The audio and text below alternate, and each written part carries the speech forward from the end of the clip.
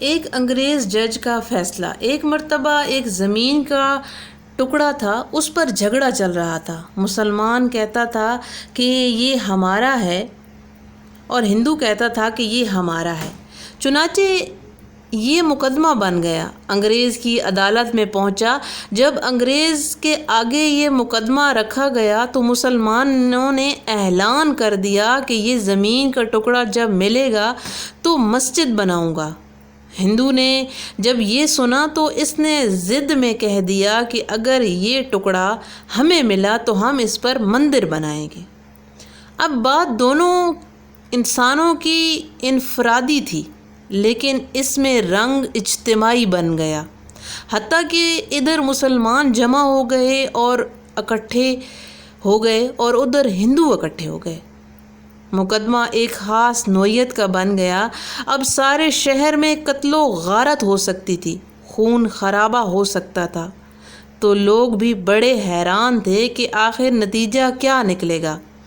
جج انگریز تھا، وہ بھی پریشان تھا کہ اس میں کوئی صلح صفائی کا پہلو نکل آئے، ایسا نہ ہو کہ یہ آگ آگے جل کر سب کچھ راکھ کر دے۔ جج نے مقدمے سننے کی بجائے ایک تجویز پیش کی کہ کوئی ایسی صورت ہے کہ آپ لوگ آپس میں بات چیت کے ذریعے مسئلے کا حل نکال لیں۔ تو ہندو نے ایک تجویز پیش کی کہ ہم آپ کو ایک مسلمان کا نام تنہائی میں بتائیں گے، آپ اگلی پیشی پر ان کو بلا لیجئے اور اس سے پوچھ لیجئے، اگر وہ کہے کہ یہ مسلمانوں کی زمین ہے تو ان کو دے دیجئے، اگر وہ کہے کہ یہ ہندوؤں کی زمین ہے تو ہندوؤں کے حوالے کی جائے۔ جب جج نے دونوں فریقین سے پوچھا تو دونوں اس پر راضی ہو گئے۔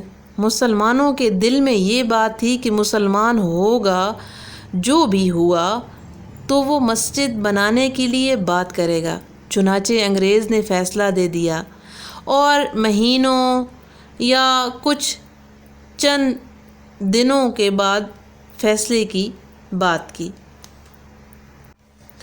اور جب اس فیصلے کے بعد مسلمان باہر نکلے تو وہ بڑی خوشی منا رہے تھے، سب کود رہے تھے، نعرے لگا رہے تھے۔ ہندوؤں نے پوچھا اپنے لوگوں سے کہ تم نے کیا کیا ہے؟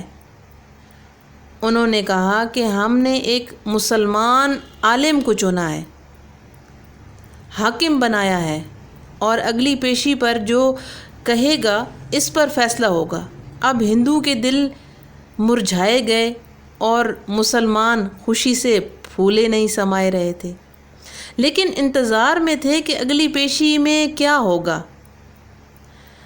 چنانچہ ہندو نے مفتی الہی بخش رحمۃ اللہ علیہ کا نام بتایا۔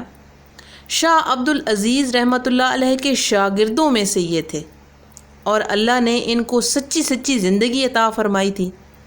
مسلمانوں نے دیکھا کہ مفتی صاحب تشریف لائے ہیں تو سوچنے لگے کہ مفتی صاحب تو مسجد کی ضرور بات کریں گے۔ چنانچہ جب انگریز جج نے پوچھا کہ بتائیں مفتی صاحب، یہ زمین کا ٹکڑا کس کی مالکیت ہے؟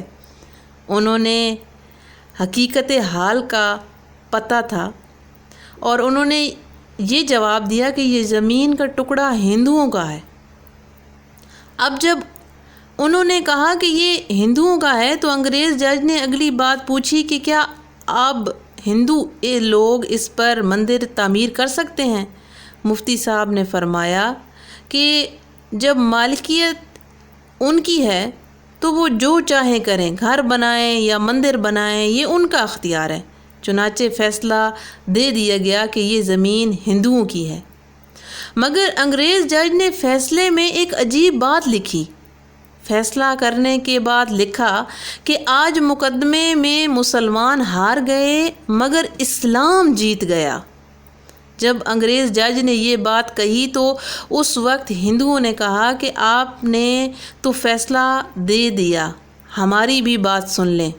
ہم اس وقت کلمہ پڑھ کر مسلمان ہوتے ہیں اور آج یہ اعلان کرتے ہیں کہ اب ہم اپنے ہاتھوں سے یہاں مسجد بنائیں گے۔ عقل کہیں رہ گئی تھی، جھوٹ بول کے مسجد بنائی گئی۔ حضرت مفتی صاحب نے سچ بول کر سچ کا بول بالا کر دیا۔